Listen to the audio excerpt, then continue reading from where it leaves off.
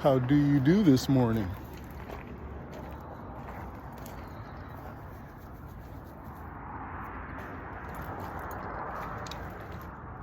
Heading out to the rabbit barn.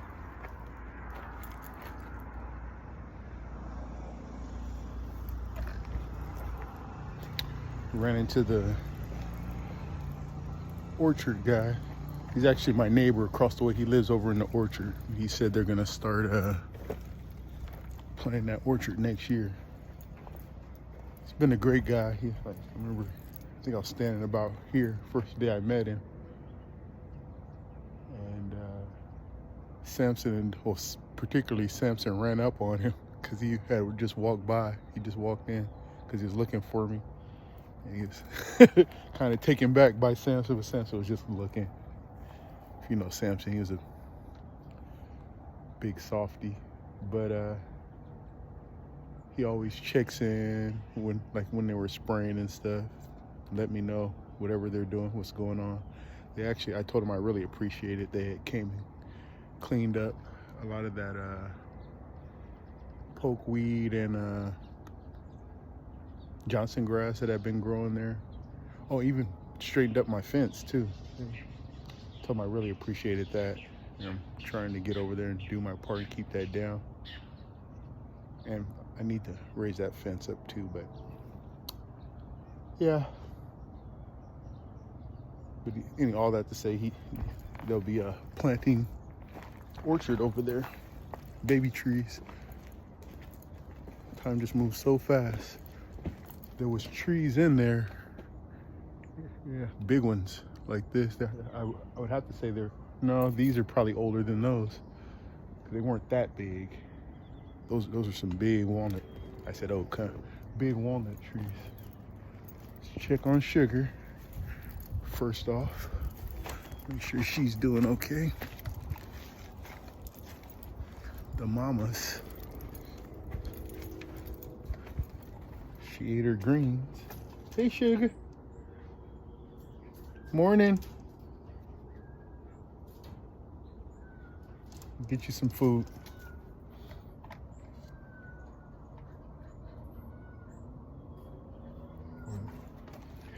I guess that's where one of the cats likes to hunt, hide, or stay the night. Okay. Okay.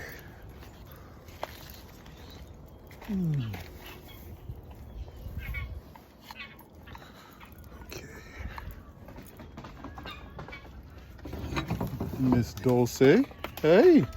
Good morning. Good morning. Hey, easy. Good girl. Yeah, you knocking stuff over and everything, huh? Oh, there's Tiger over there. Tiger doesn't meow like that. He must be over there with Lola, I think. Okay.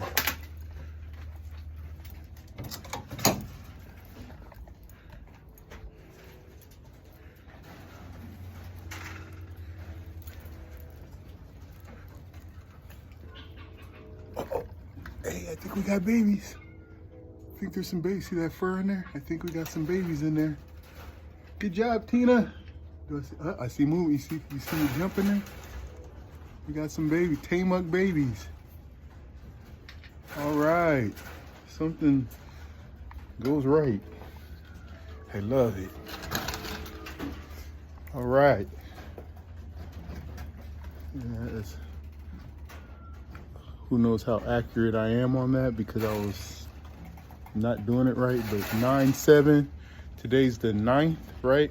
So about 31, 32 days. That seems like I was right on that one.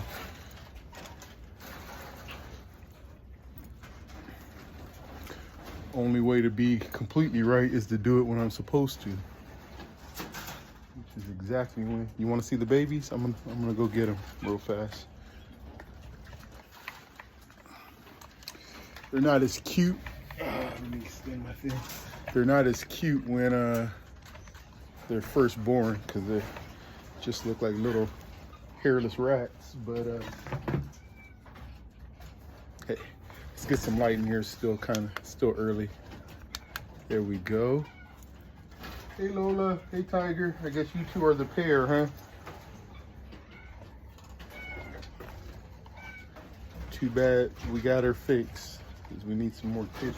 Well, no, we don't. We don't. We're gonna have plenty soon enough, I would imagine. Okay. And I do need to put in a few more nest boxes too. Let's see here.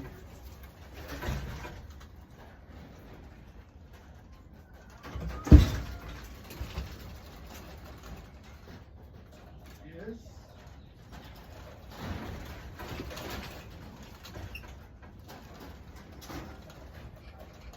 And I just got to be me.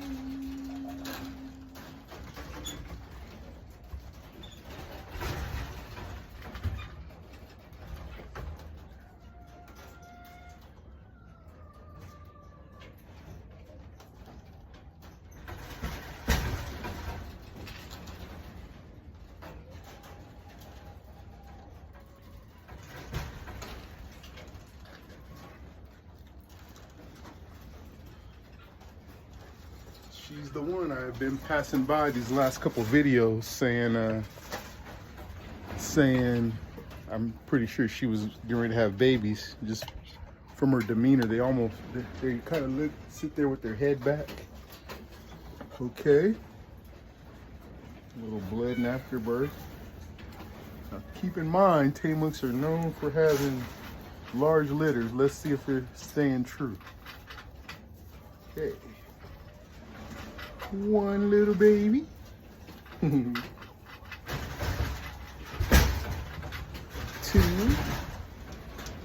Nice and warm and healthy. Three, that's a good size one. These are bigger than the Tamuk litters I've had. I could tell there's not gonna be more than 8 for sure. That's 4, nice and healthy.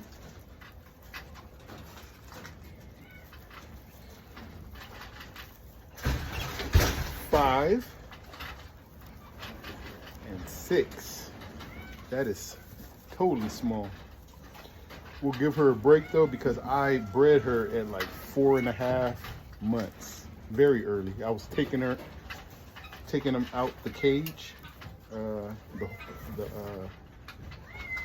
their original pen. That's actually, I'll show you. So 6. Unless there's some dead ones in there. A little bit of, yeah, I think that's a piece of one, yeah. So there's probably more, and she probably ate them, from what I can see. So another Tamuk eat the dead babies.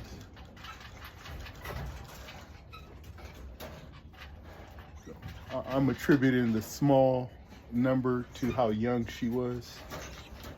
We'll see. And then I have 3 more of her sisters to breed immediately. Okay.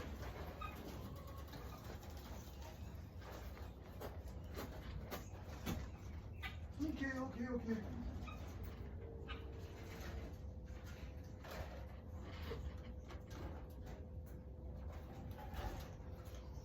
Oh no. Oh, you're right here. Okay. Woo! Thought she escaped, but it's just an empty cage. Excuse me. Here you go. Good job. Here we go.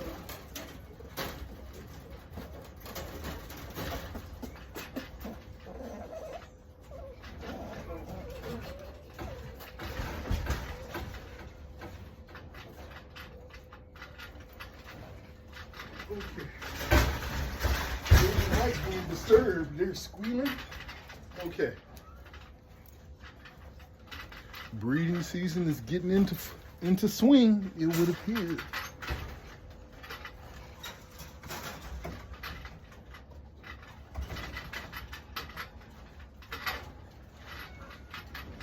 Okay.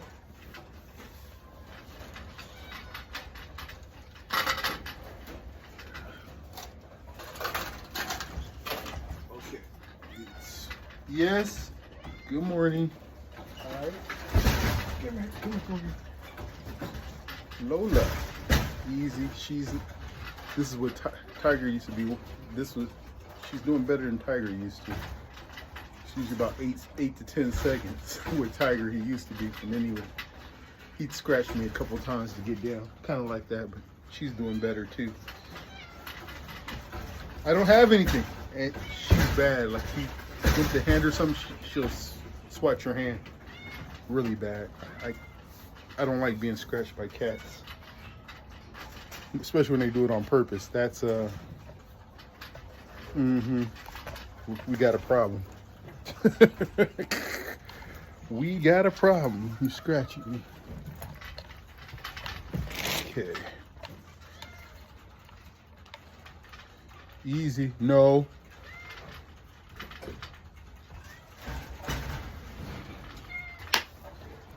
Oh, cool.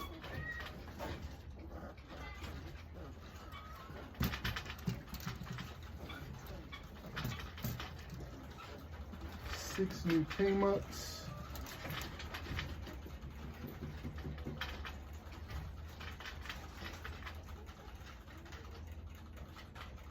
That dough is from Tank and Tiny Thing. Both are from Vacaville.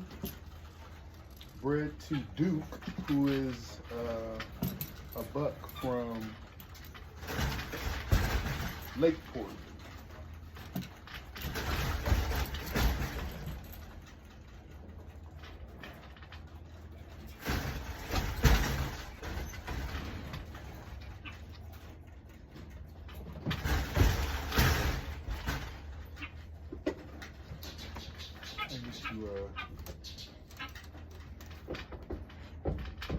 I need to see about getting one more Tame Up bloodline too. That reminds me, if I can find it. I think I know where, but I have to check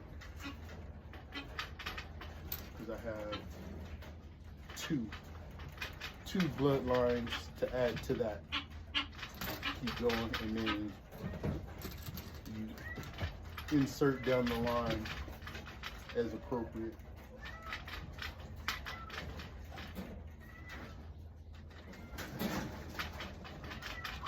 Okay.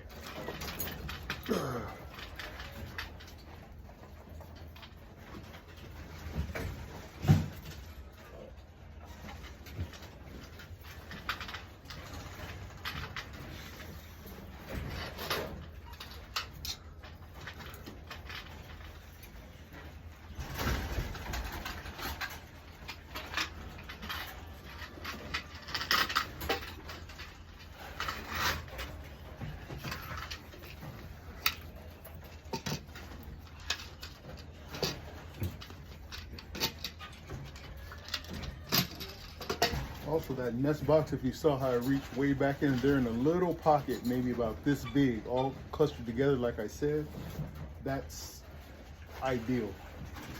If they make that nest in different way, and it's all the way in the back, they make it in the front and stuff, they just don't do as well. So if they did make that nest in a way that I know wasn't very good, I do my best to kind of rearrange it and hope they don't rearrange it again. Some mamas just don't know how to get back there and feed them when they're back there like that. So it's a little bit of work keeping the baby bunnies alive sometimes during the winter time when it's really cold. Like if this was December, January. What are you doing?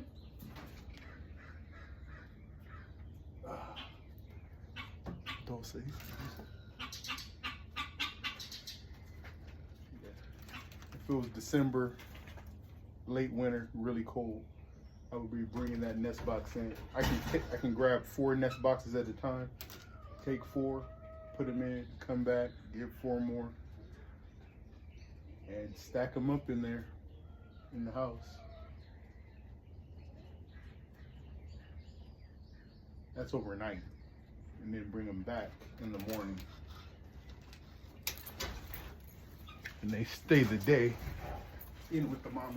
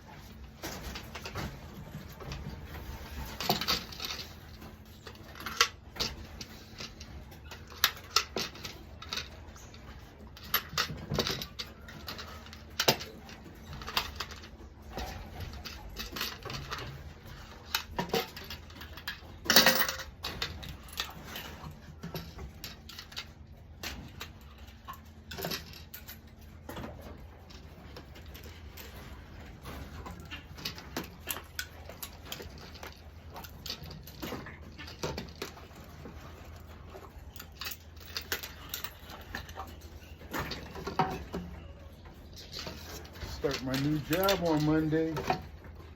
I think I'm gonna have to get a ride. Pick up the truck. Work truck. Work that out on Monday, however. If I get a ride up there. Bring back the truck.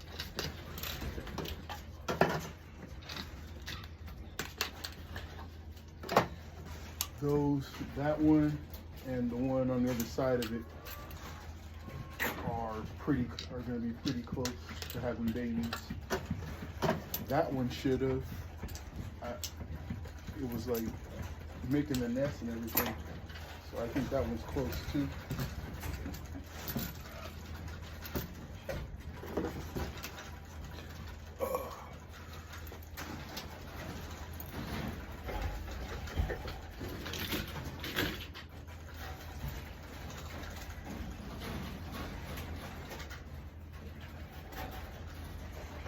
Morning, Rufus, Chow, Meatball, whoever you are in there with Meatball, Huey, Primo, whoever you are in there with Primo. This is Cookie. Hey, Cookie.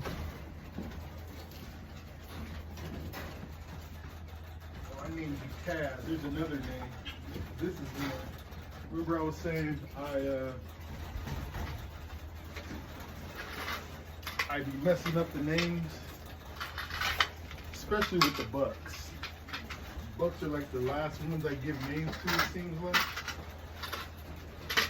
So there'd be a time where I'm like, okay, I'm gonna call it this.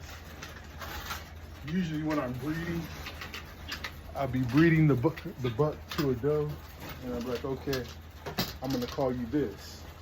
And I write it on the doe's tag and put it on there, but I don't write it out for the buck.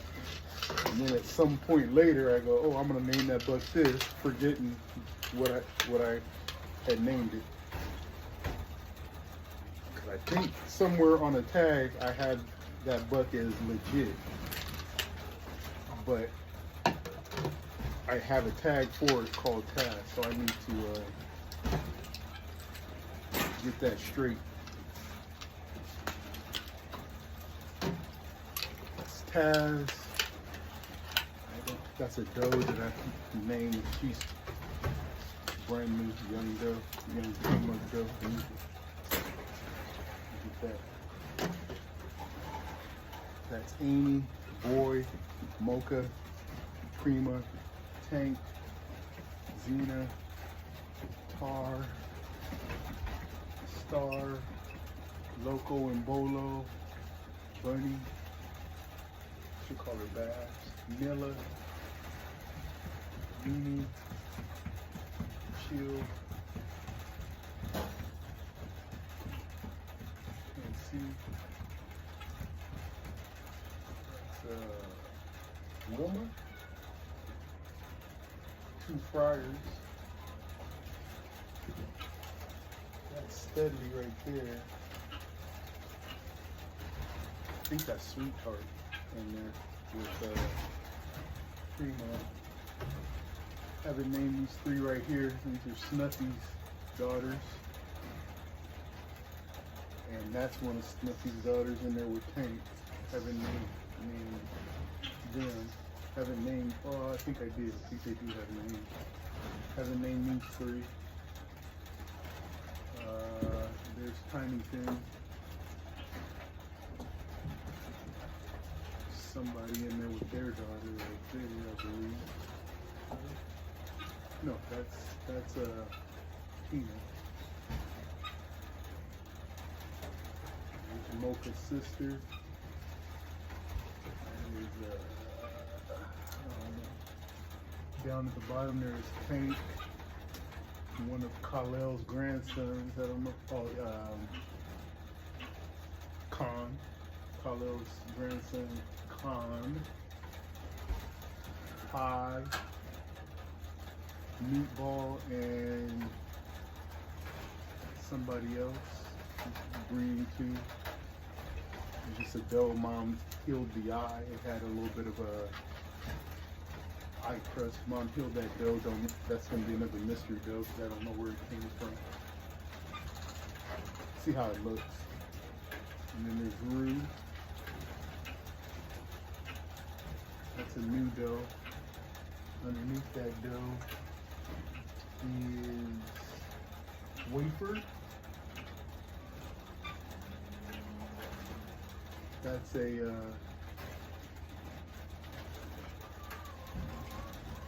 broken New Zealand that got, this should have been a fryer, but I didn't like that line at all. There's some issues that happened, so my breed just might be a meat tin producer. Top there.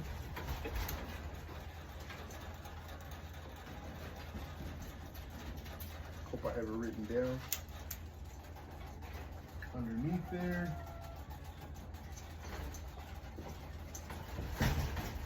have to see the tag. I know Ripley's right under there because she's about due. And that's Frost, Snowy, and a buck from Connie and Meatball.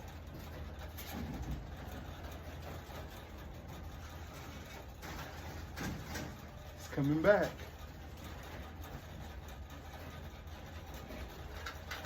Oh, and then right there is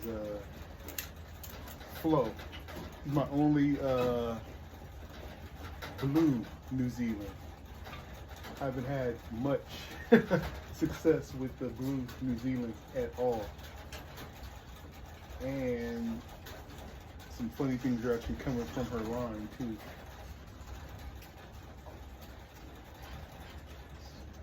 I think that's where, I think the mom, she's gone. I think that's where that New Zealand, it's, what did I say this morning?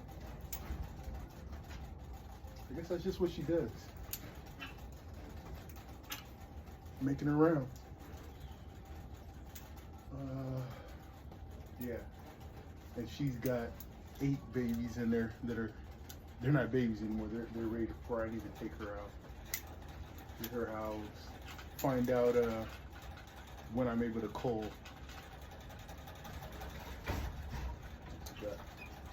Got some rabbit meat to get. All right.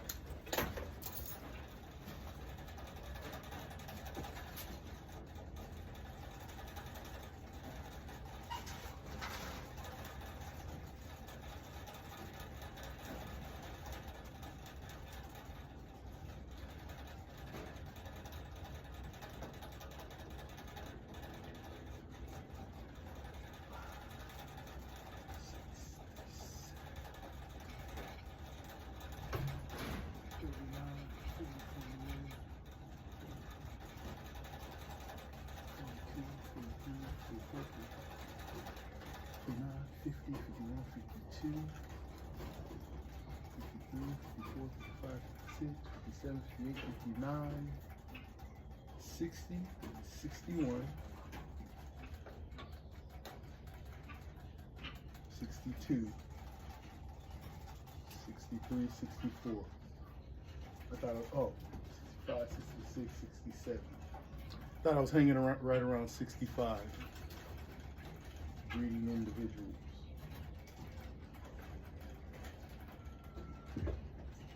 That's it for breeding. It might even drop down well below that, but that's just where it's gotten to. We'll see how that goes. If it works. I lost. Ooh, hate to say, I think I lost a dozen rabbits this summer. Or more, but at least a dozen. It's safe to say a dozen. It was rough. It was a rough summer.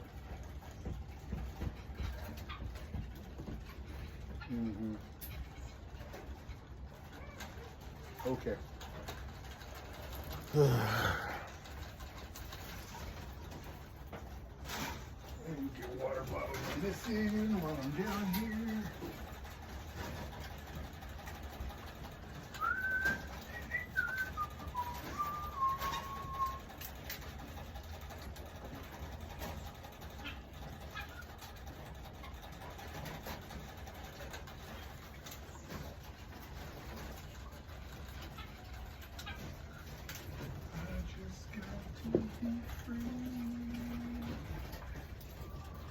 There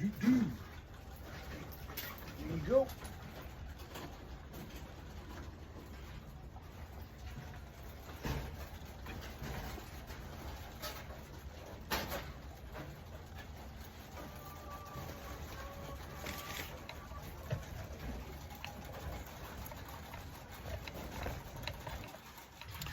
I think I'm gonna ask my mom to develop like a sack they can strap around the bottom of the tripod, act as like a sandbag, but to put you know, utensils and stuff in, battery packs, speakers like that. It'll help stabilize it and carry the stuff. Who is this? Cola. Okay. Cola is from Sugar and Meatball. I remember you were over there. You're looking good. Meatballs. Right. Awesome. Awesome.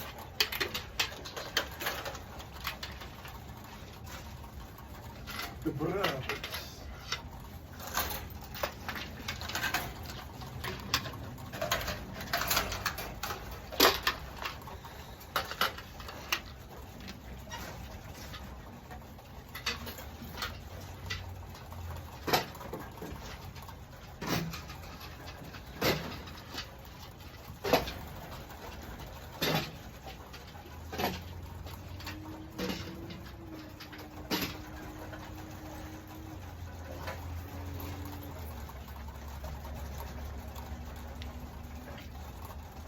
$9.15, so you're talking like 15, 16, 17, 17, if the number's right, which I'm not confident.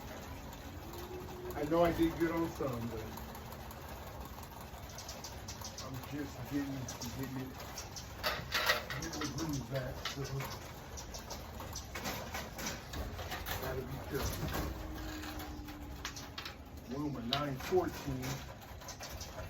I think I was pretty accurate on her, writing her down.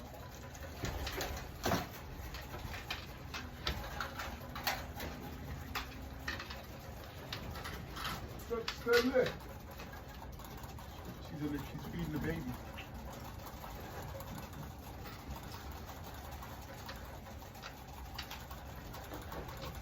And we're healthy too. That's good.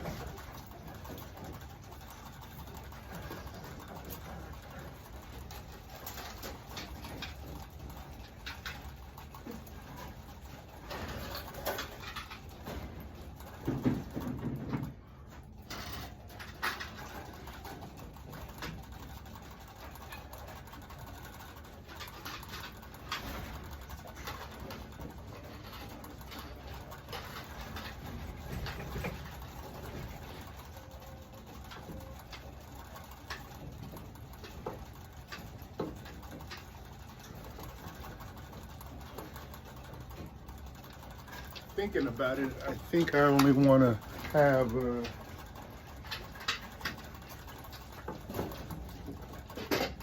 16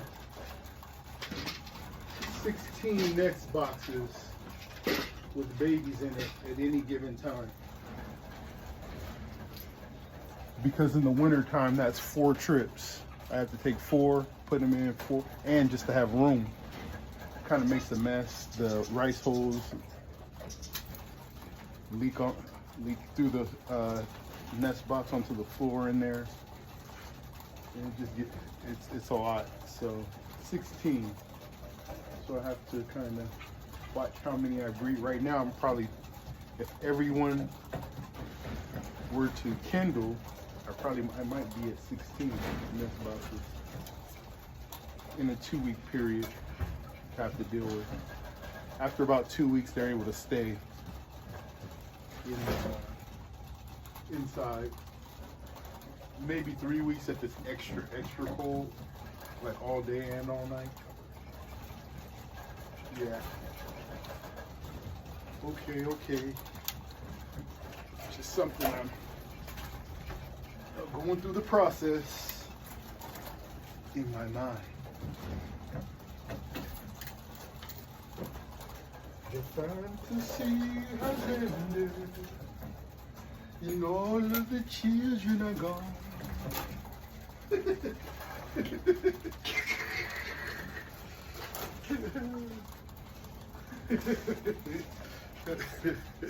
Yeah. No more. Okay.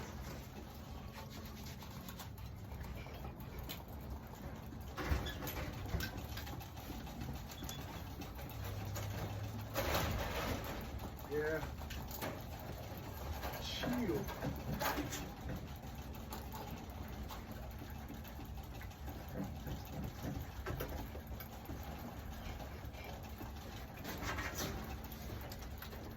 Phone is inside on the charger, so I can't look up. I need to look up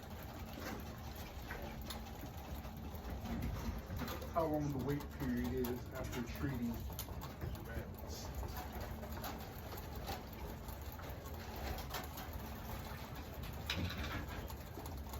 Butchering 8 rabbits take me less than an hour. That'll be fast.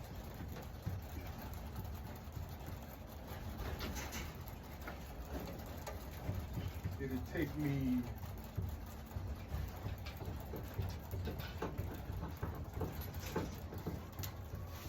about 30 seconds each to dispatch and hang up. So dispatch, hang, 30 seconds each.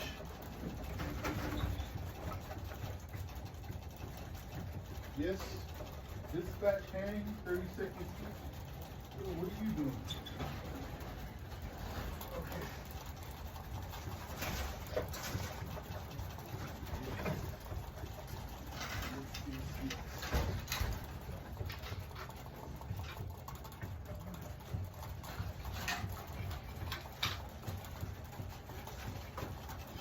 So that's 30 seconds times 8, 4 minutes, just say 5 minutes to dispatch.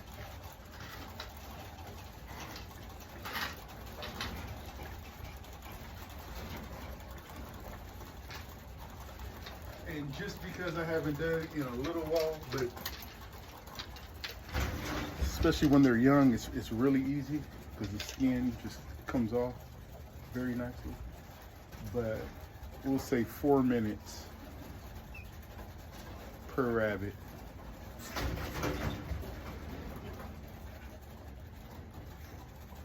About half an hour there.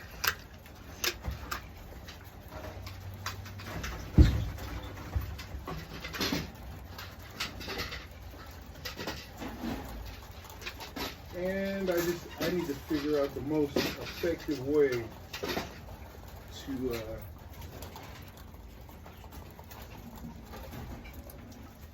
to get the meat, and that boils down to how I cook it. But deboning them is really good, but it's time consuming. I don't have time for that right now. So I think I'm just gonna take the back strap and the thighs. It's the easiest to work with. And make soup out of the shoulders and the upper shoulders and neck. That's what I'm thinking.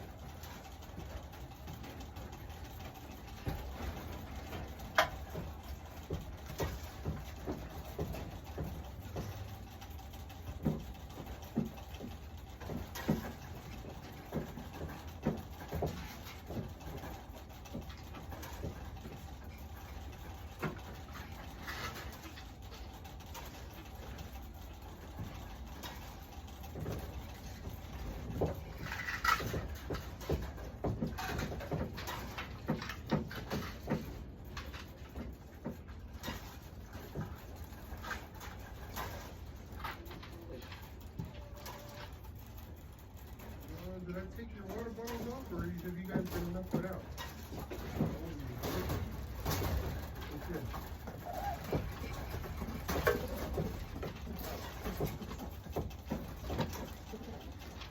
I wanted to deep fry a whole or half, because it's a pretty big slab of meat. A whole deboned rabbit. Just bread it and then drop it in the wok. Deep fry it. See how that comes out.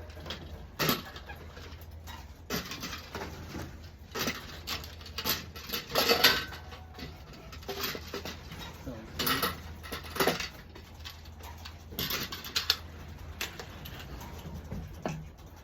Or grill it. Grills. Yeah, grill it. Yeah, grill sounds better.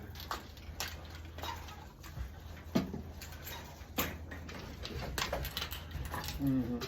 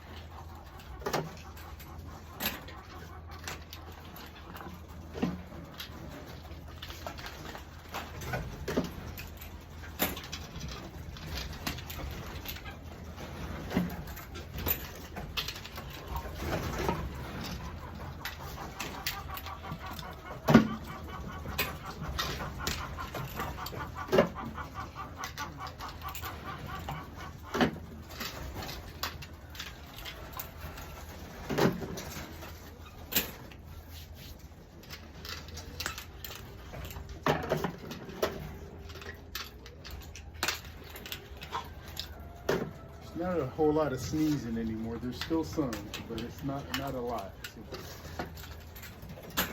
And the weather is cooling down.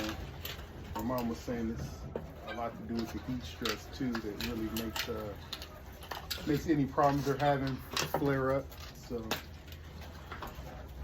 and it's been hot the last couple of days. Today's gonna be one of the first cooler days. Thank goodness.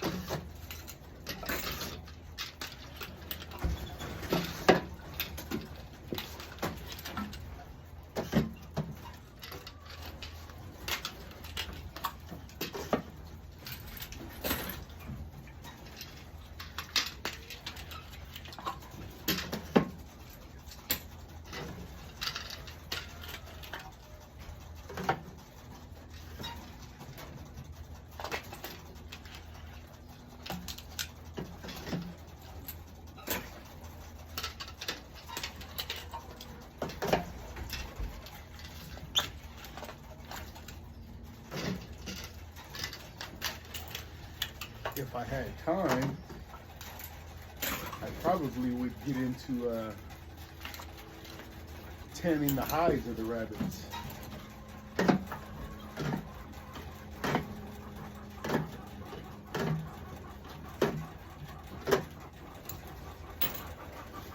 I got those really long branches from trimming that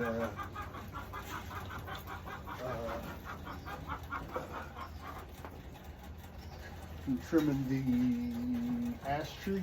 It's got some really long branches that reaches up to that telephone pole. Sticking a cut nose and making a teepee, and then making the cover out of rabbit hides. Partial fabricant, but with rabbit hides too on it. Anyway, no time for that, right? Oh, gotta fill this up. No time for that, but sure would be cool.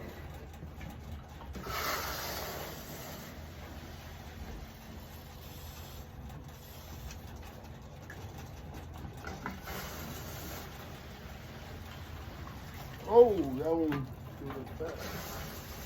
It's got water in it already.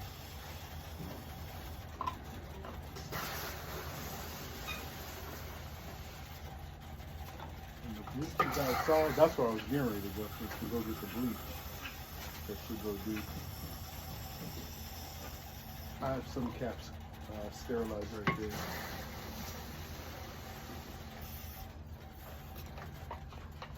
Oh boy.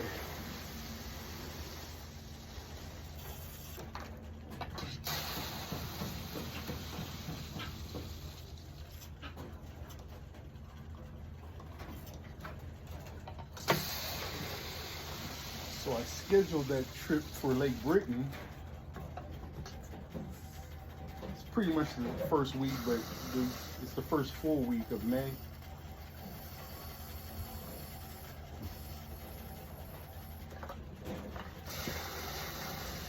If I'm trying to save up all my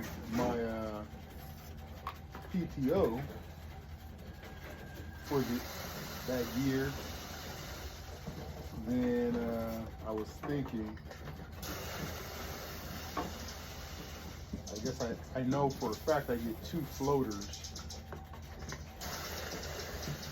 I can use the 2 floaters and burn one day. One day isn't gonna kill me.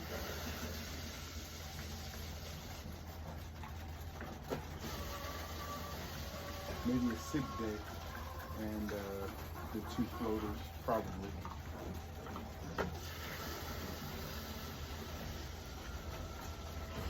For that trip, because that's happening if my partner is up to it. Fishing partner.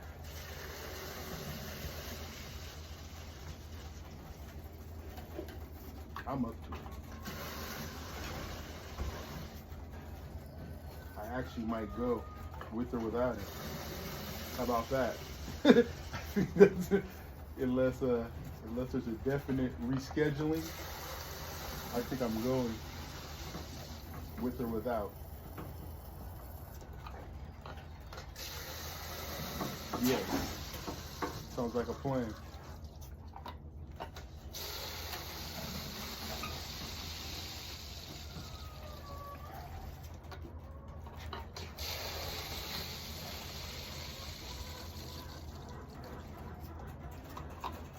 Got to keep those fishing trips in front of me. That's one of my biggest carrots, one of them.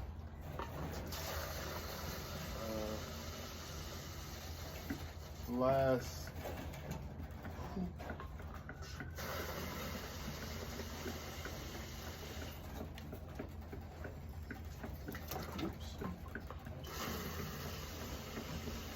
quite a few years,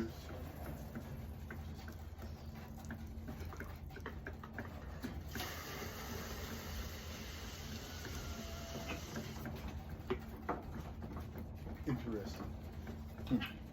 Interesting.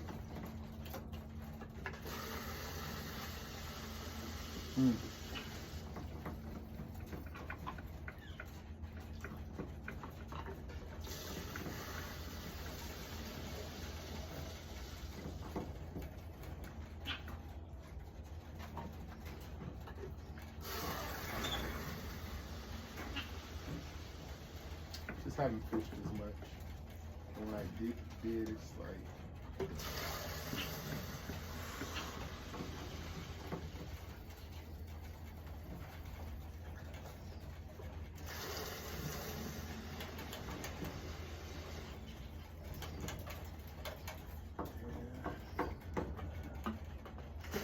I'm not in the rhythm of fishing and everything, I tend to take too much stuff because to me, to make up for being, you know, unorganized or unprepared is to just take more stuff.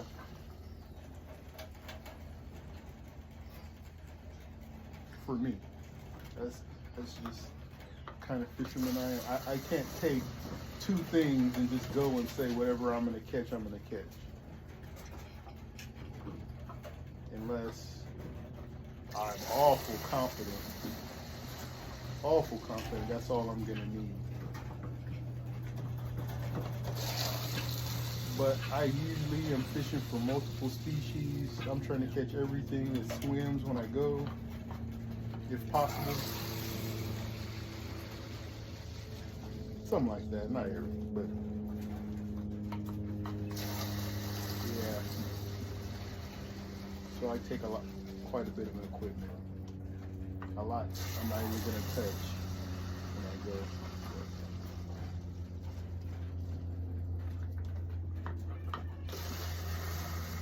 Like this next time I go to the river, up in the Bend area, I'm just gonna be trying drop shot with large plastic. Not large, yeah, drop shot with plastics for the striper. I'm pretty sure that's how I'm gonna get him to bite.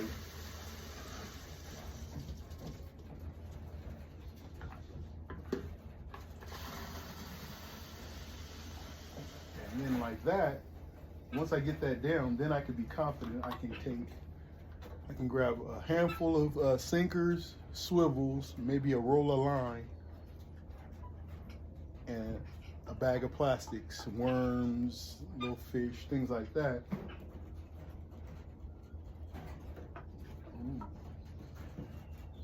Ooh. I just, when I said little fish, those little fishies I use, I was just thinking those will work on the drop shot. I hadn't thought about it till just right now. That's possible. They look like a little shad. Huh.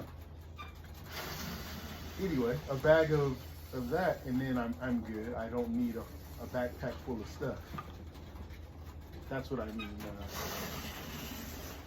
When I know that's what works, then that's okay.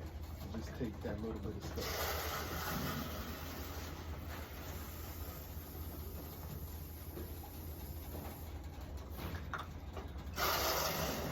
I'm confident in enough right now that that's all I'm going to use anyway. Next time I go, I can just take that.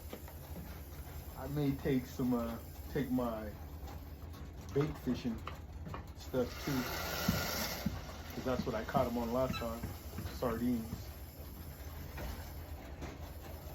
Sardines on sliding sinker rig. I believe I was using 3-ounce sinkers, 3 to 4 ounce.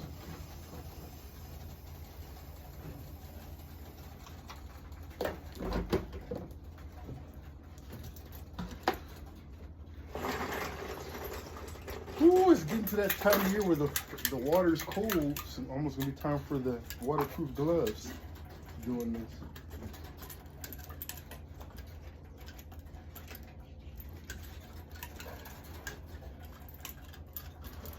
Might have to bring the little heater buddy out here because I don't want to stick my hands in the gloves into the bleach water because it might tear them up. So I'd have to sterilize them, rinse them off. Then I can grab them out of this water because this water is pretty diluted.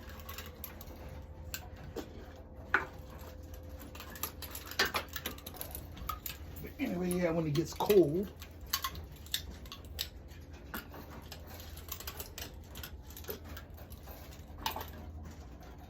it's less fun.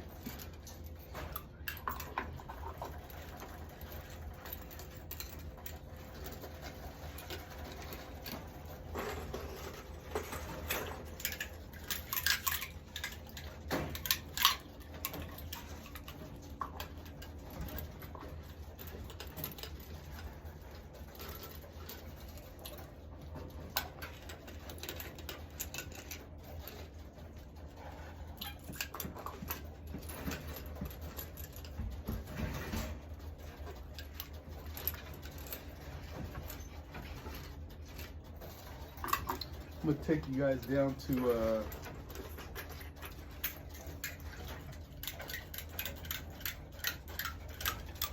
tail end of Prospect Slough in West Sacramento. My fishing partner will like that space too. The last time I went there just to check when I was visiting my grandma, which I need to go do, I just stopped down there to take a look, and that whole other side of that slough, it made it into a wetland for like a duck club. You can tell it's got the you know, the patches, like duck blinds and stuff like that out there, right up his alley. I think I sent him the video of that. Actually, yeah. But in that slough, mutant crappies. It doesn't. Clear Lake is gonna beat it. There's bigger ones in Clear Lake for a certainty. But I've never had a body of water such as this slough that produces crappies the way it does for the size of it. Pound for pound, like that, I would say it's hanging with Clear Lake.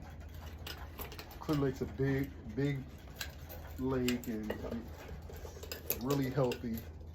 It produces big fish. Big fish.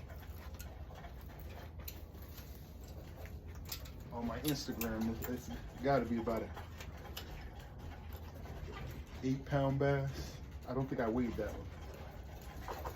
I'd rather tell the story, but it was 8 pounds. It was every bit of 8 pounds.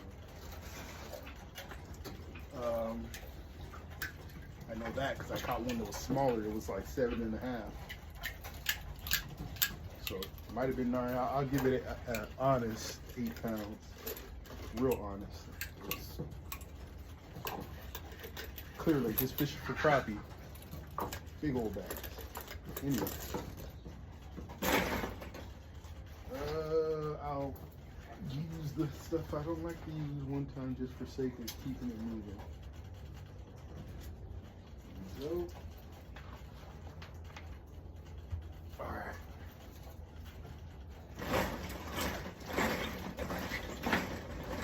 If that slough has good catfish and crappie in it,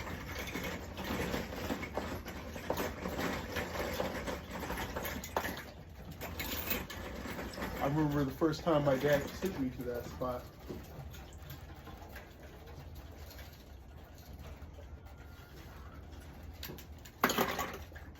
I'm gonna say I must have been 16.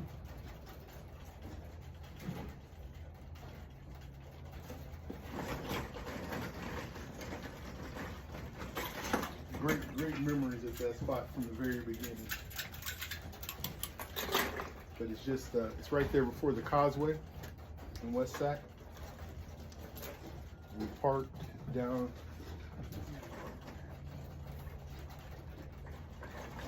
parked on the side of it, which I never really parked down there, but that's where my dad parked. And we walked underneath the bridge to get to the spot. You have to walk underneath the bridge, and it's a little hike to where we got. I mean, quite a bit of a hike. That's why I never parked there again. I think till later when I was fishing under the bridge, I parked there. But so we're walking under the bridge, me and my dad, and we're just walking. And then there's a path, and you just go. So and we're looking at I think he's looking at the water. I'm looking at the water too, because there's the big pillars and the water's running underneath the bridge, and we're looking. It looks like a good spot. It smells like urine and stuff. Like a bridge might smell sometimes.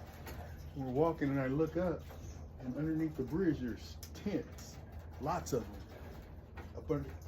That causeway is, I think it's a double bridge, right? It's double wide. I think 3 to 4 lanes on each side. That's a long bridge. So all the way along, I'm seeing tents scattered in there, and bikes. It's a camp. So we're walking. I'm like, whoa. That's interesting. I don't think at that age, I don't think I had seen that yet. So we're walking, and we get past the bridge, and there's a little turn, So the canal comes this way, and then there's another offshoot of the canal, and then it goes into the farmland. The water does. So that's where we're gonna fish. Is this little offshoot, and it dead ends. Great spot. We end up finding out. And I think my dad had heard that it was a good spot from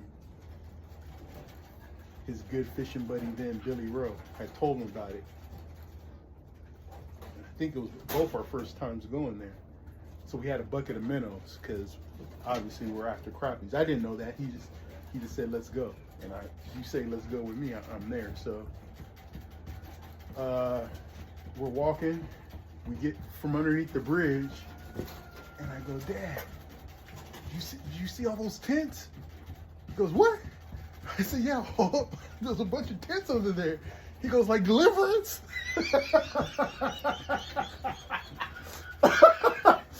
I was like, I don't think I'd seen Deliverance yet, so I didn't know what he was meant. I was like, but so the spot ended up being called Deliverance for the longest. We get around the corner, and we're just using a big, ordinary bobber, just the red and white ones. And got line that far underneath the bobber and a hook. Just a snail hook, those kinds you buy at the pack. I think size 2. And we put the minnow on, and we casted it out there. No weight or nothing, just the bobber.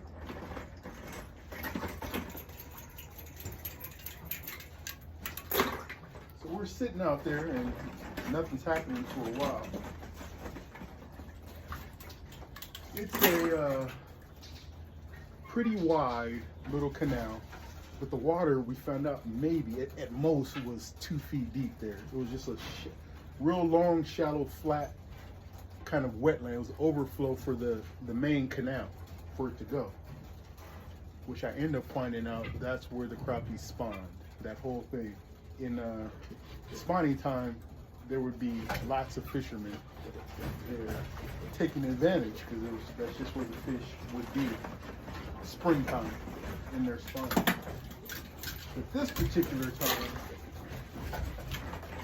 which I believe it was summertime because we were out there at nighttime, t-shirts and everything. It wasn't it was not bundle up weather by any means. I know because I ended up taking my brother there, and we fished well into the night. We had 5 nice, very nice catfish. I caught 4, Jake caught 1. I think like a week later because I had to go back after what happened this trip with my dad. So we're sitting out there, bobbers are there. He's got 1 pole in, I've got 1 pole in, and we're just sitting there watching our bobber. And I see a back of a fish go past my bobber. I say, Dad, a big one just swam right past my bobber. And classic my dad, yeah, whatever. I don't know why he was like that with his fishing. He just, he didn't want to hear nothing you said sometimes. I don't know. Anyway, that was the response I got. I was like, as usual. Then, just in a flash, my bobber shoots sideways, like bobbers do when something's on there. And because it was so shallow, it really couldn't go down, is what we found out. But when I set the hook, mud splashed in the air, and it was a decent catfish. The first one was decent. It wasn't that big, but it was a decent catfish, probably 3, 4, 5 pounds, something like that. And I was reeling it in, and I was going. I made this mistake quite a few times in my younger fishing days, but I tried to bring it in with the line. Its nose hit a rock, and I think the line or the hook snapped out. Lost the fish. in my mind, I'm like, see, I told you something was swimming towards my butt over to my dad, but I wasn't gonna say nothing like that. But I was like, okay, it's on. Fish are here. All right, put another one out there. Same spot. Not too much longer, same thing happens again. But I get this one. Think about the same size, but even better. These, we're talking nice channel cats. I ended up catching 4, 3 or 4. I think it was 4. Because same way though. Bobber, you'd see the minnow kind of, the bobber would start moving around. You see the minnow trying to get away from the catfish. And then sooner or later, the catfish would track it down, and he was on. And then my dad got a little after or probably on my second or third when my dad got one in between. So I think I got 3 and he got 4. I think that's what happened.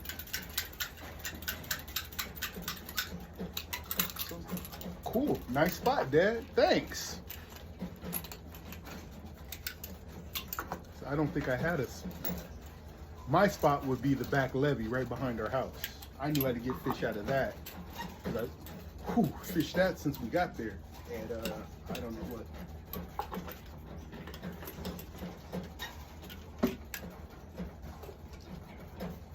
Yeah, 8 or 9 years old when we got to the Manors there. So I've been fishing that levee for a long time. And again, I told you, I knew that when the water was, had went up from the rain and was going back down was the best time. So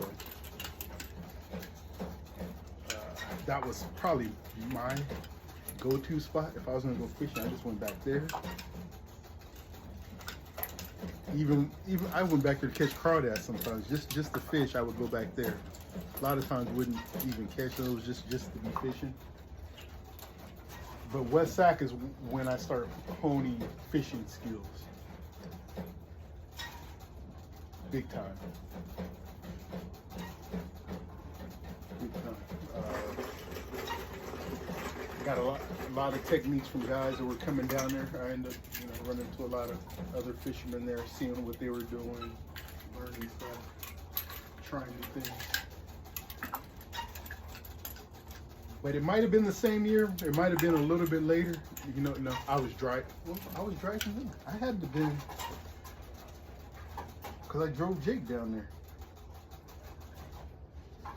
And I wasn't driving until I was 17, maybe even 18. Huh. Interesting.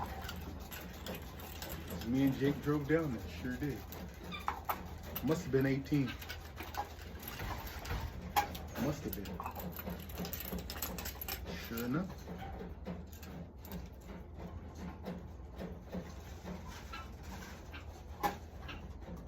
Yeah, so it was about 2 years later, I was down there fishing again. I remember it was like mid-April.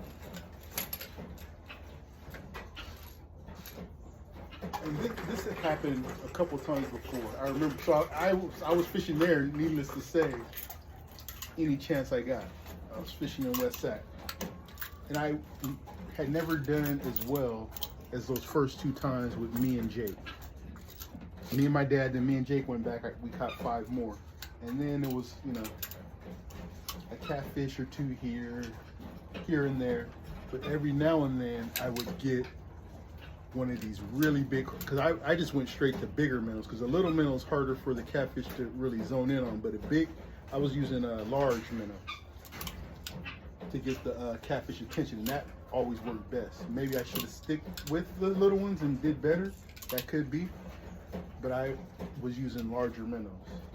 And every now and then I would get a good sized crappie, and the minnow would be sticking out the crappie's mouth, because they just couldn't, choke it all the way down. And that's how I was getting the catfish. Anyway, I just go on and on, huh? I love it. So every now and then I probably had caught about 3 or 4 really big crappies. So I would always say there's some big crappies in there. To me, not knowing, I don't think I really knew how crappies hang out in general. I guess I did, but all that information didn't really, resonate, I'd say. But I went back that time in April, and I ended up getting 5 massive spawning crappies. They were like full of eggs and everything. Really nice. And that's when I knew, oh, they spawn here.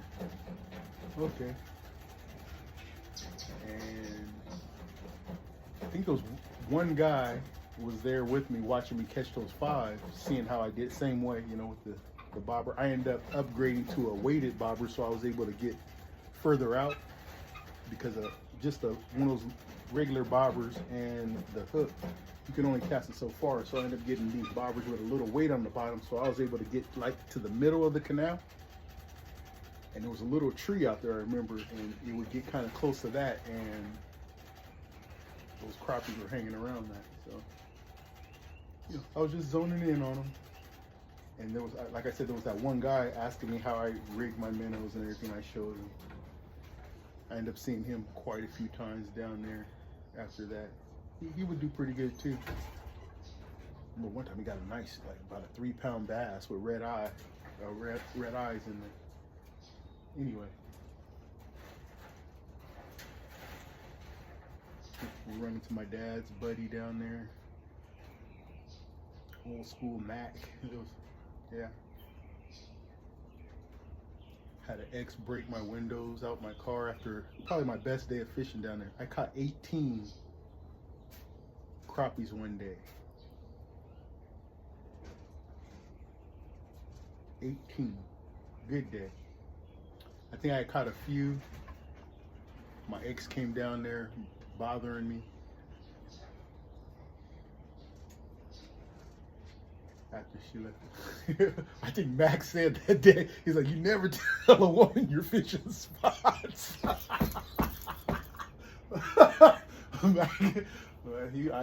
think there was some truth to that. Max said, never tell a woman you're fishing spots. But she knew I'd be there because I had taken her fishing there a few times before. But anyway, she came down there messing with me. I shook that off, started fishing, started tearing the crappie up. Just zoned in. I think I had 18, nice bucket. Went in there, went to the car. Windows were broken out. Oh, the back window busted out. Big river rock in the back. Mm-hmm.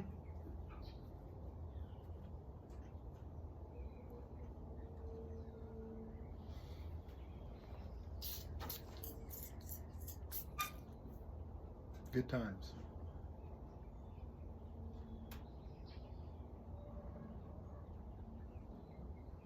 And then one time Dad let me use his little, what are those called? Walker Bay, little dinghies, 8-foot dinghies. And that's the time so I launched on the other side in the main canal and went down to under the bridge. I caught like an 8-pound catfish and a whole bunch of, like a mess of just the little eaters. The stringer was just doing that. I think it was probably a dozen mess of catfish on that trip. But since then, so the end where I'm saying we have been fishing in earlier years, it's completely choked with weeds. I don't think water, you could see water beyond the weeds. The fish can still probably navigate in there and do their thing a little bit, but it's choked, completely choked. So it just goes straight. And the main canal is starting to look like that over there just because of the weed growth. But there's a main channel that kind of keeps it somewhat at bay. Weeds can only do so much. In deep water, they can't completely take over, but they try still. So there's some spots where it's kind of still coming from both sides and closing in, but there's like little grooves in it. I have to look in my phone and see if I could find that video. But that's where I want to go, into that main channel. because the crappies are still there. And to gauge how much pressure, the last time I was there was a guy fishing, but that was off season. I think it was still wet and everything.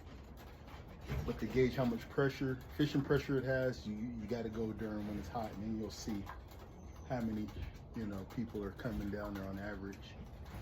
See if the pressure's still there. But that that canal goes around and follows the deep water channel a long way, a long miles. I walked it quite a few miles once, and I was like, all you can see is still miles ahead of you. And I was like, I turned around because I went far enough, and I didn't see. For the most part, that canal looks the same all the way down. There's not a lot of features. There's one little electrical thing in there. There's a couple little features. And even where that electrical thing is, there's a sign saying be careful because there's electric wires in the water. So, you know, fish it don't fish it, it really said. Oh, and they put these big pylons in the water. They dammed it across and then made a spillway on the other side and put these big pylons about that close apart. So the pylons are about that, and they put about that close apart for the water to go by, so that the sturgeon don't get can't go past that when the water gets high.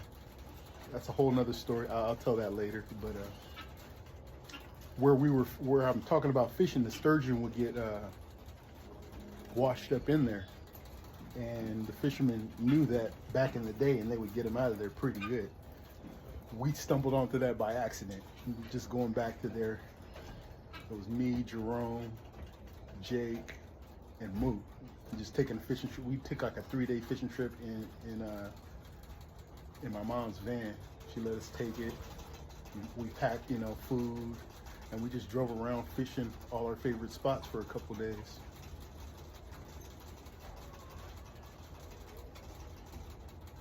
Jerome was eating all the food in the back. I was like, where's the chicken? Where's the pizza? Where's Jerome ate it. I was like, man,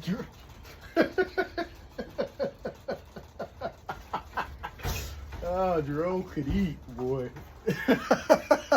I'm sure he hasn't changed. And oh, good times. Good times.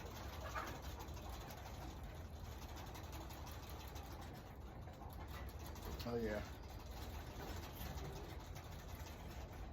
Got to get out there. Well,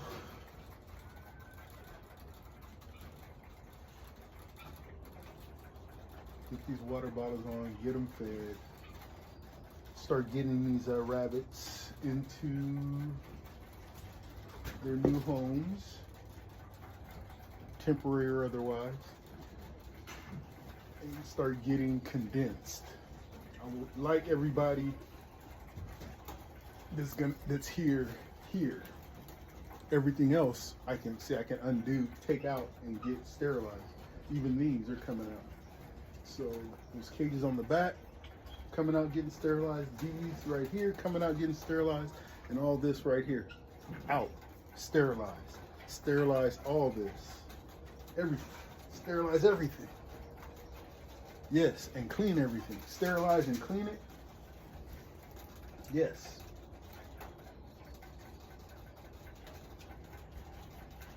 All of this. Okay.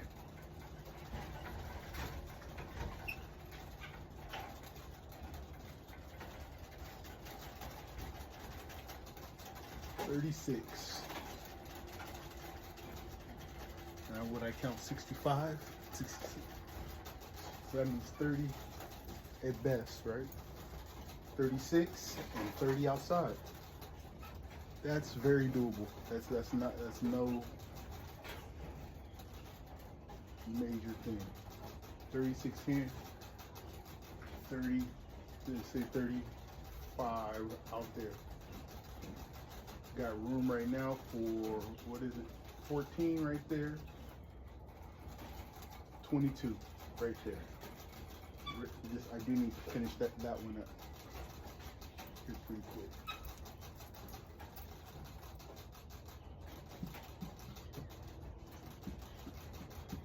All right.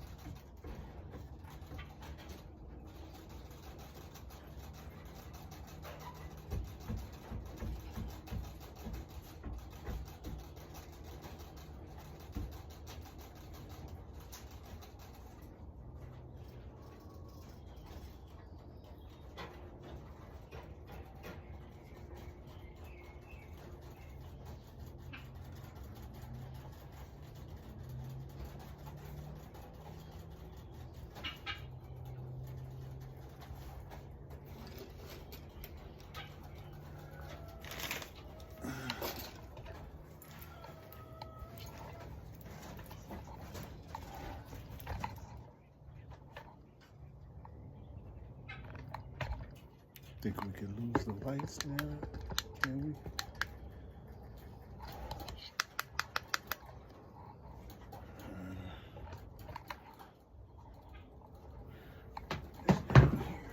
Okay.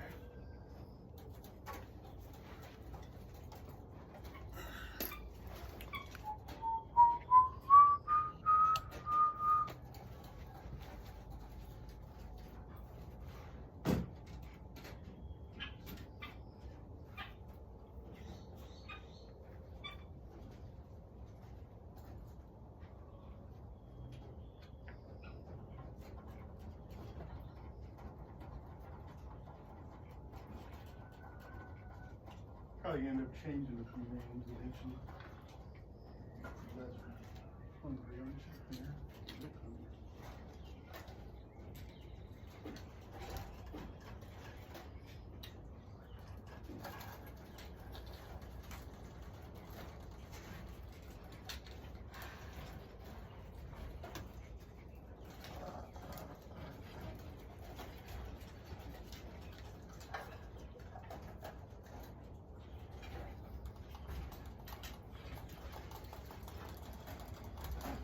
Good job, Tina. You're a winner. Good.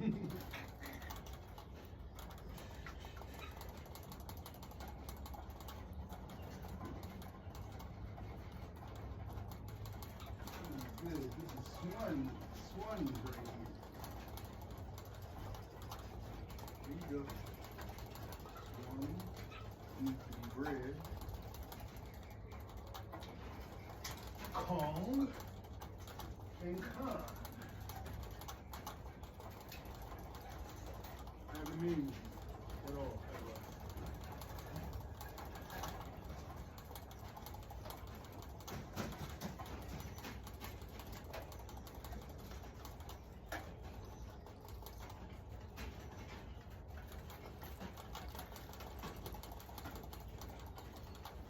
She looks like a Roxanne. I don't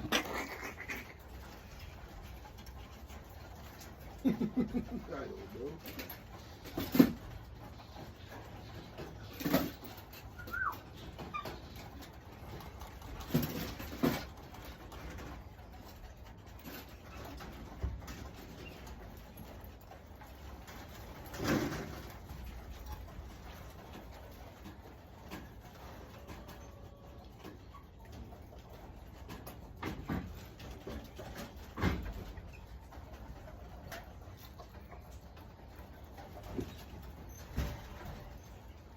Not that anyone's paying any attention, but I just thought about this. Correct me if I'm wrong. I might have to put this, if I really want the answer, I'm probably gonna have to ask this more than once and under, you know, not in the middle of a video that nobody's watching, but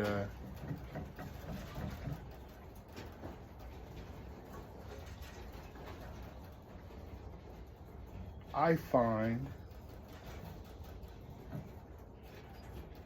that remembering my life in such details gives it meaning. Having meaning is somewhere equated with purpose. Just generally speaking, okay? So remembering all these details that I get twisted and stuff, right? You know, because it's a long time. Who remembers everything? But, you know, as I'm talking about it, it comes together. But remembering that is heavily the kind of person I am. That's what I do. I keep track of my life and what's going on. That's what I do. Does everybody do that? Probably in their own way, but I will say, I'm thinking what I find is people who do that less, and it's not a bad thing, it's just an observation that people that do that less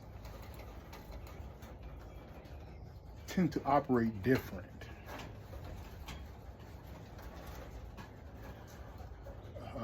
Yeah.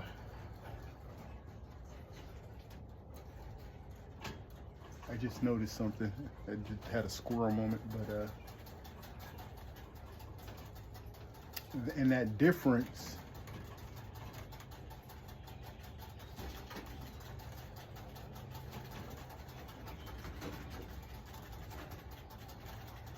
I don't know. Not that I'm worried about how other people do it or anything. I just have noticed it. And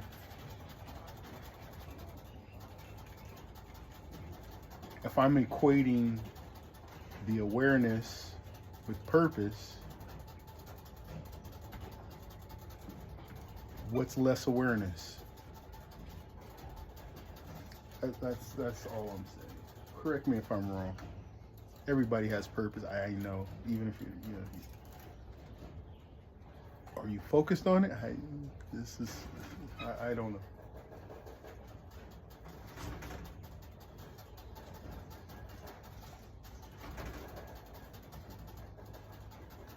I think that's why I don't worry overly about other people. They have their own purpose. If they want to worry about it, good. If they need help with it, all right, let's do it. But don't, don't think it's for someone else to do. Especially me. Because I'm not the one to be distracted by it for too long. Not for too long.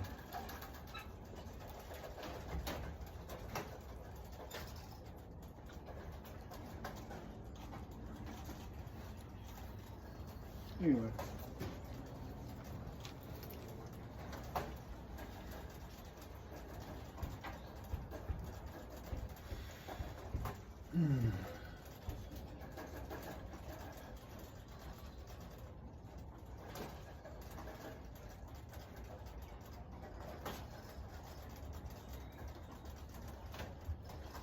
I don't think about that stuff all the time.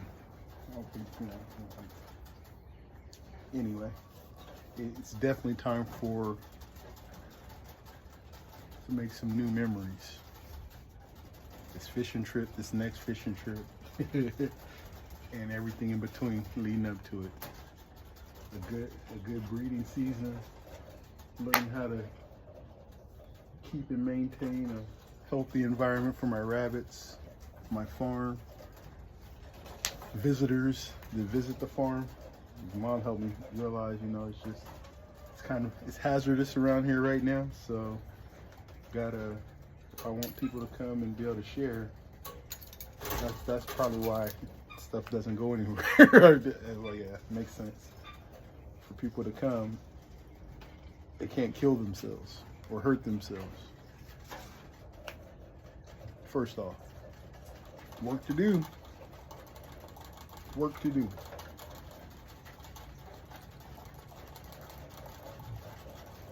Yep. Get to it. Hour 25. Not bad. What's a therapy session run? It's like 45 minutes, right? I'm getting it done while I'm working. It's fantastic.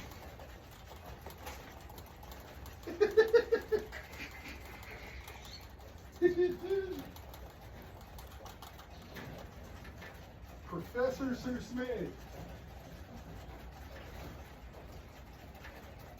I believe the quotient, the coefficient of the quotient equals the equilateral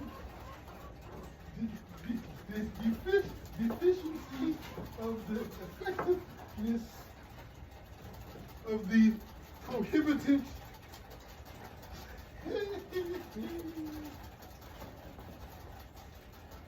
butter cookies.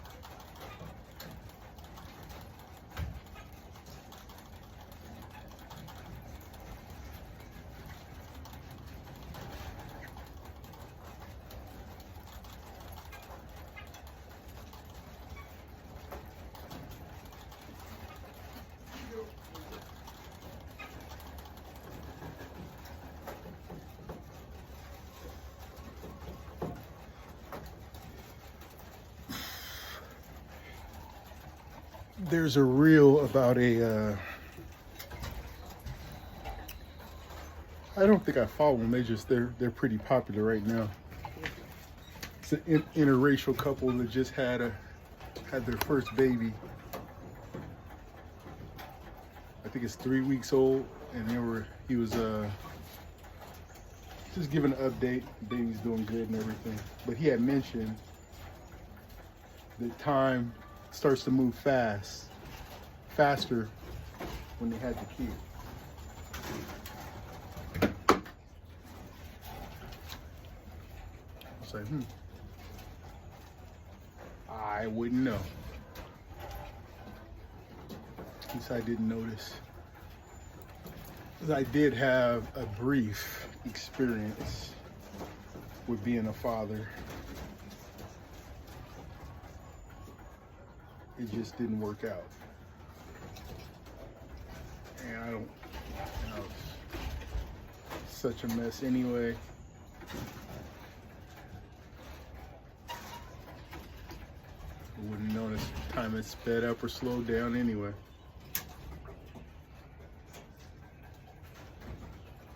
A lot happened, but anyway, all that to say, I was just thinking that probably has a lot to do with some's focus. You know, they become parents, and pretty soon all those memories and probably even sense of self merges with being a parent, taking care of their kids.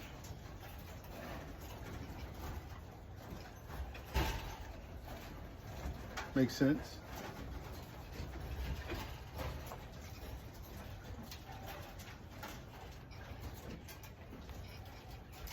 I've also heard, though, something, and it was enough that it resonated with me. I don't know who said it or anything, but it was to the effect, it was the father speaking with his wife about the kids. He's like,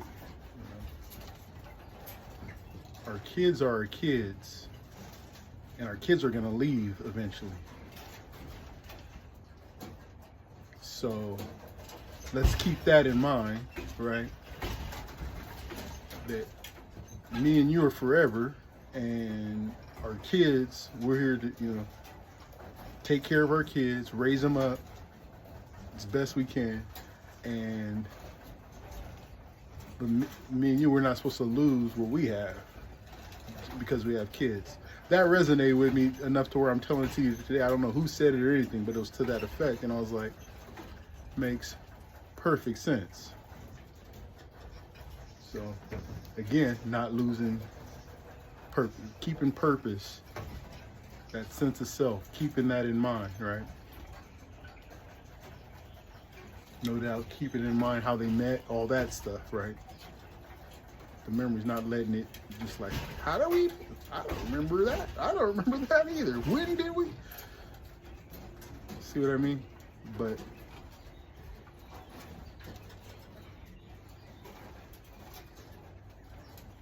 again, just,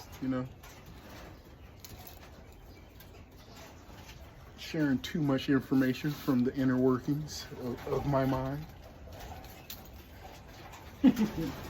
Anywho,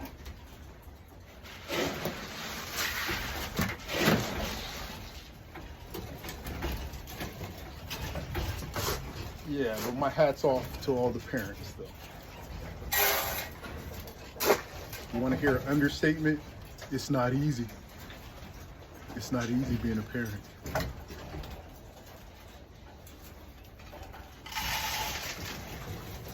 If you want more, understatements, I can direct you to the right people.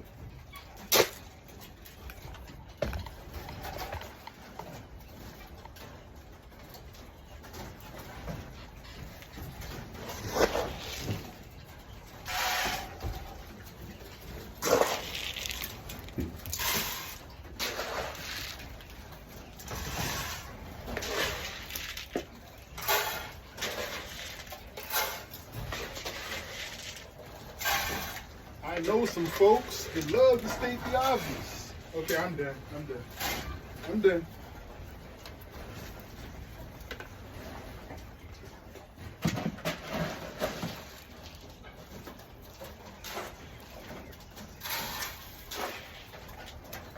One more thing.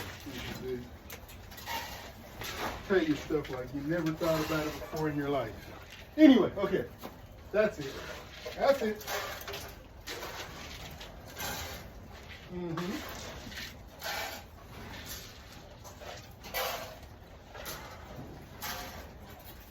Parenting ain't easy.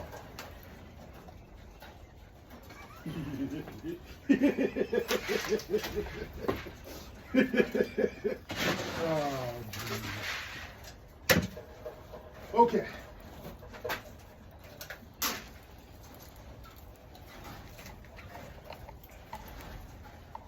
I'm done, I think.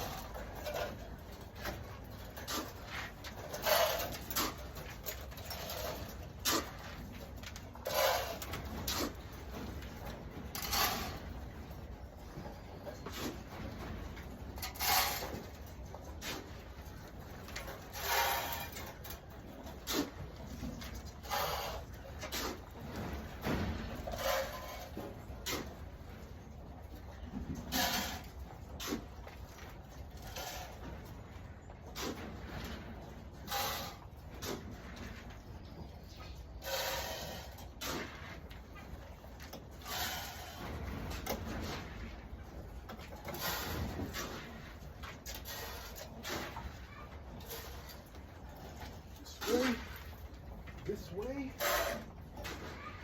Go. Go.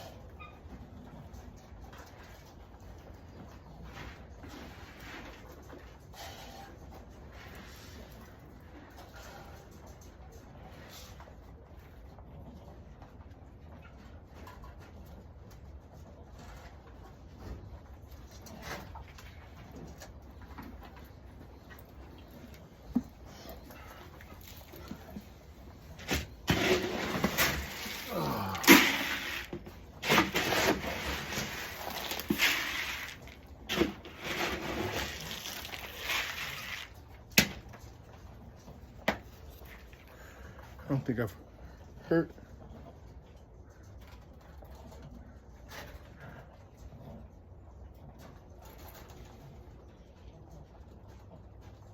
Hear somebody grunting, but I haven't heard any sneezing yet today.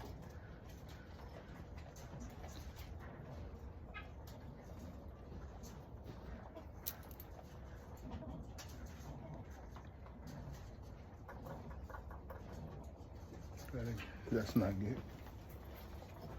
Grunting. Yeah. Okay.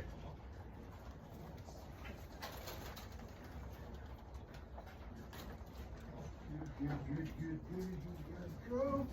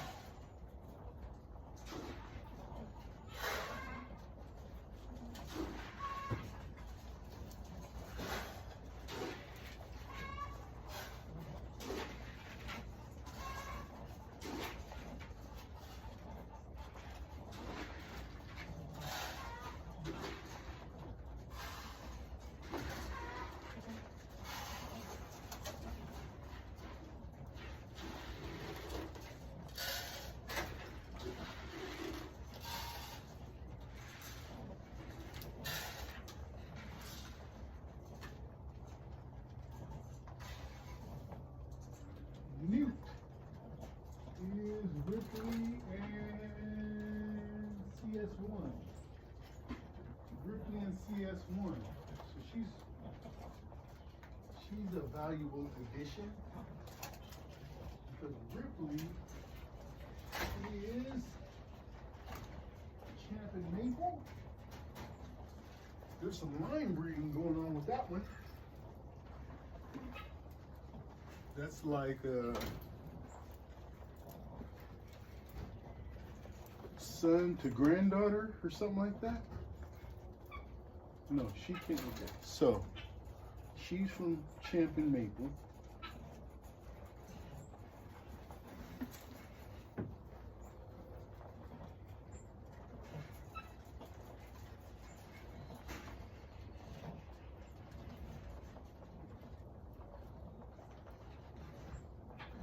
She's from Champion Maple.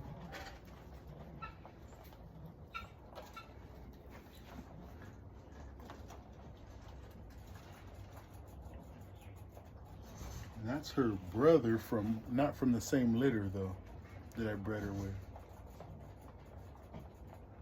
Champion Sugar, there's some serious, yeah. She's from Champion Sugar and Maple is Sugar's daughter. There's some serious line breeding with that line. It'll be interesting to see, watch and see what happens there. Serious line breeding. Did I do that? Who did that? Here we go.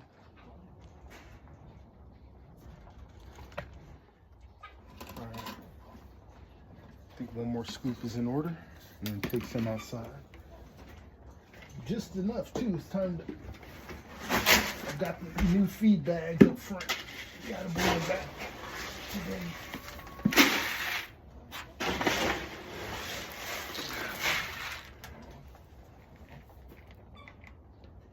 I need to find out who that is, but they are definitely going on the treatment list. You know what I might do? So I'll keep this rack. I'm gonna keep this rack. And this right here will be the treatment. 1, 2, 3, 4, 5-ish cage. I might even keep this one too. Treatment all the way out the door better. So that's, yeah. I think that's how we're gonna run this. Treatment better all the way out the door. Get out.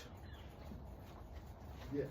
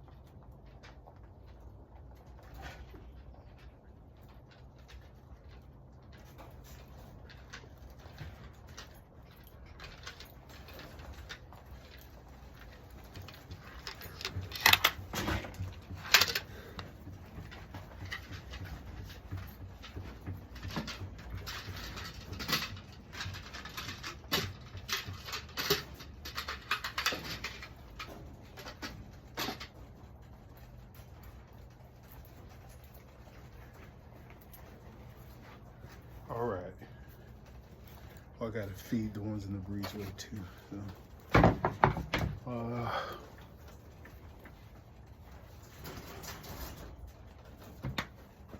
don't have my I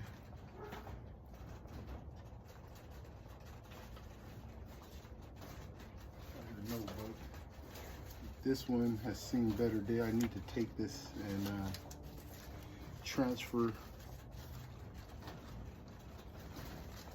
what I can out, but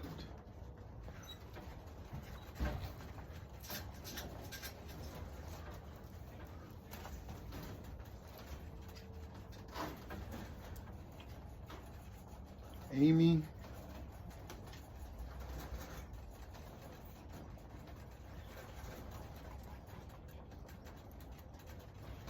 Rufus, That's Chow.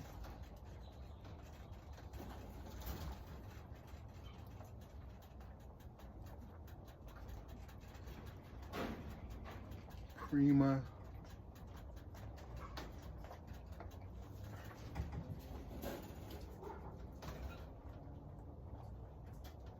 None of these.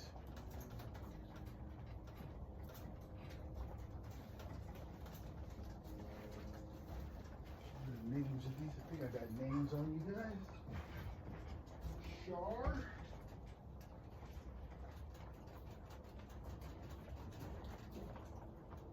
Why do I have two shards? Both can't be shard. And Tia.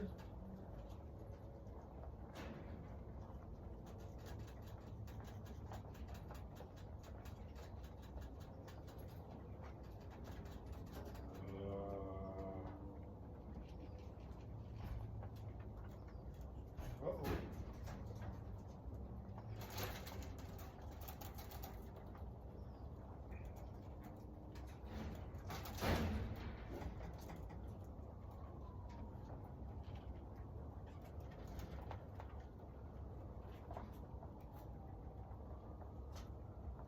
I think this one's Tia.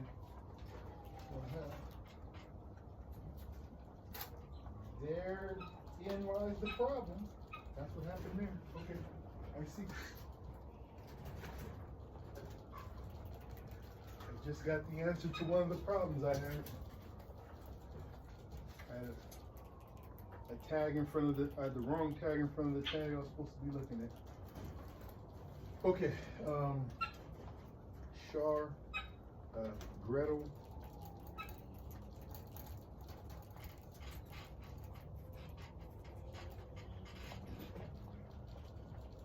One, two, three, four, five, six.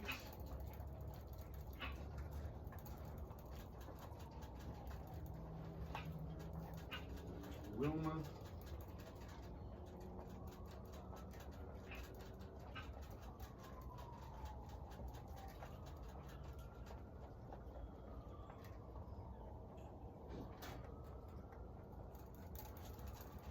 You've been doing pretty good, huh?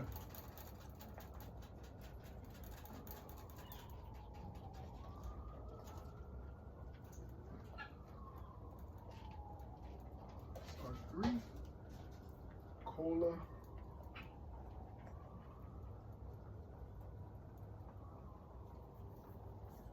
One, two, three, four, five, six, seven, 8.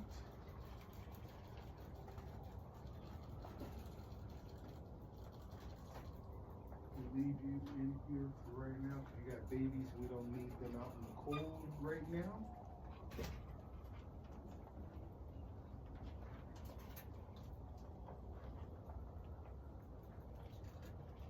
Ripley.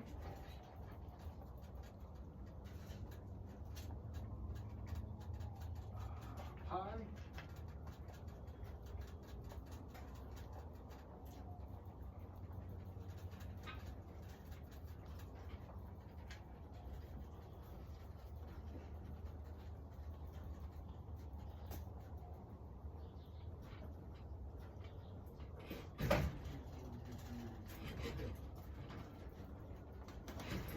One, two, three, four, five, six, seven, 8, 9, 10. Sounds good. So I'm gonna move 10 rabbits out pronto. Might as well get to it.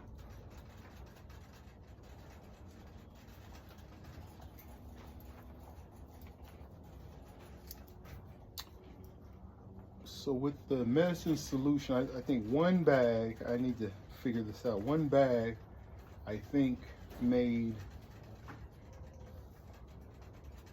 16, maybe 20 bottles ish. Made 20 bottles of solution.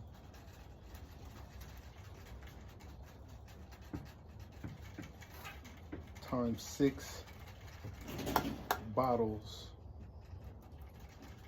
6 water bottles, 20 jugs,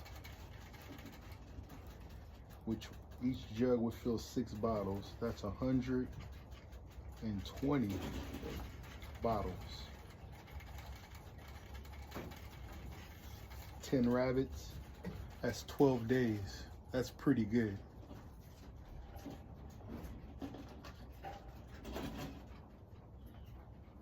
Or I can make it double strength and do 6 days, but I think we'll stick with that.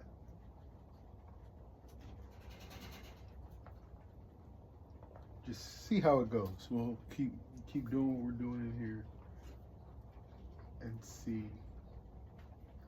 And then add 12 more or 10, 10 to 12 more out there.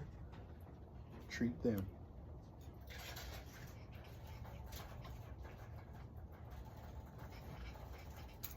As long as symptom free, just keep doing it. And then the ones that gotta go, the ones that,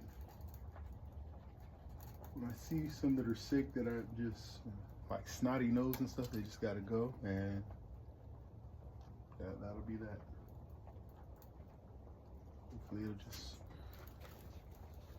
and keep maintaining it, keep it clean and maintain it. So move these 10 out and start treatment today for them.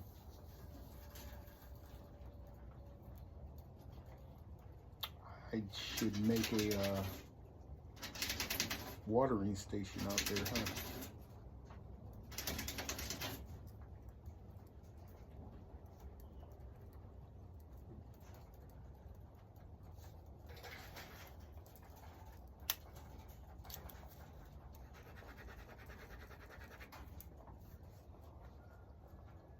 Okay.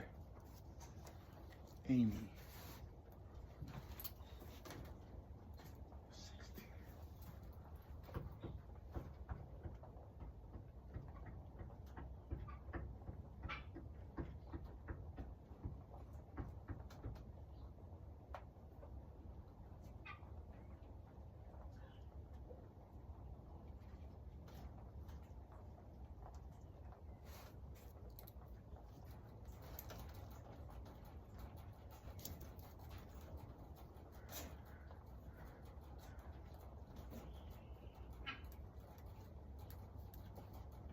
Eight of those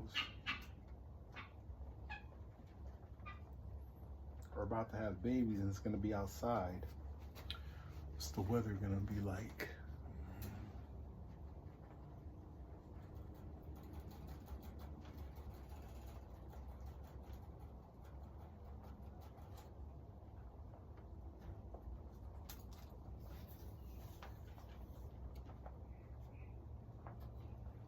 Bring them in, get started. Bring them in. Yeah. The only problem with that is the night that they actually have the babies. If they have them overnight, in the cold, it's either a long night of staying up with them, which I'm not up for doing. I wouldn't even try. But if I tried, give it a shot. Try to stay up, check on them as much as possible. But that's where you end up possibly losing a whole litter, because they have them, late at night, 10, 11, 12, 1 o'clock in the morning, and they get cold before you get out there, 7 in the morning, right there. A couple hours is all it takes, and you can revive them sometimes, but for what I'm doing, I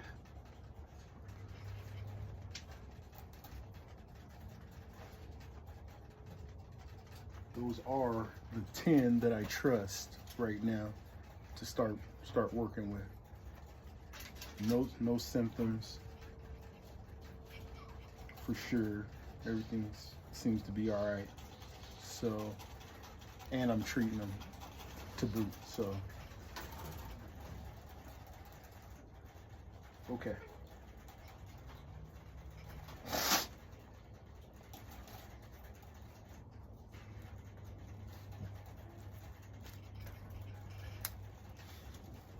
Now, placement. Gretel goes in the big hole.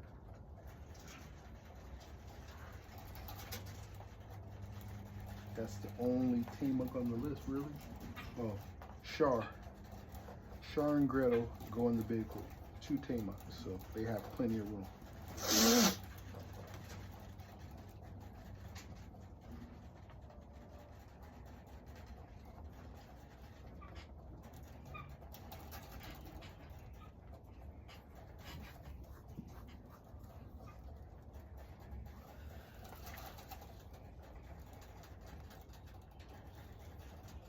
Wilma in the front.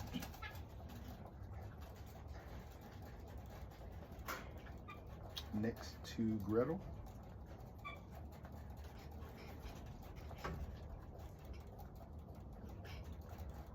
Rufus next to Wilma.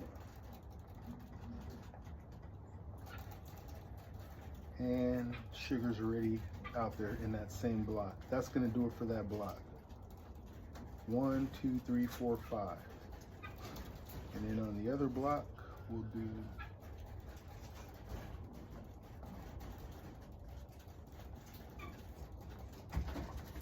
the rest, of course.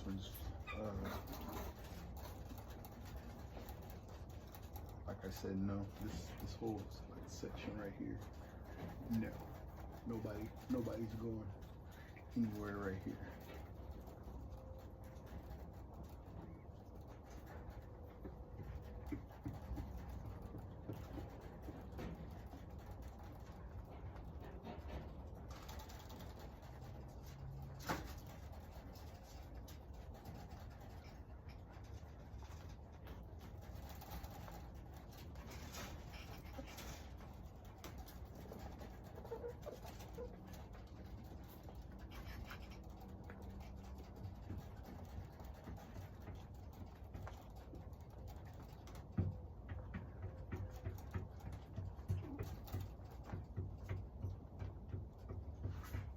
One, 2, 3, 4, 5, 6. More crowded than I wanted, but let's go for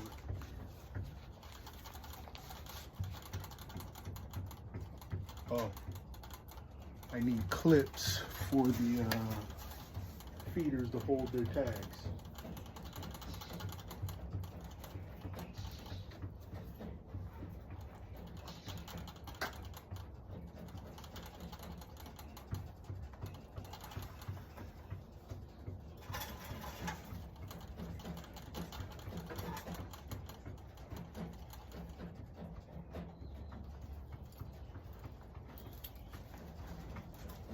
Pretty sure I have some in the house, but I need that.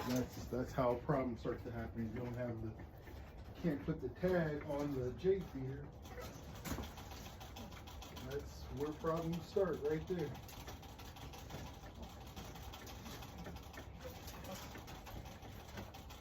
I know I have some in the house, but I'll have to go find them. I'm talking about these binder clips. They go on the J feeder to hold the tag. So I need 10, 11, 12 of these right now. All right.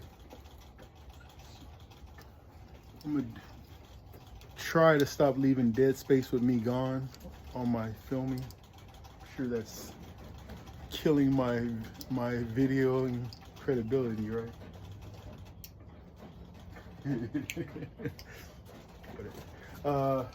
So I'm gonna stop it. We're just over 2 hours anyway. While I find my tags, maybe get a little breakfast, feed Squeak again, and get ready for this moving and the rest of the festivities. See you later.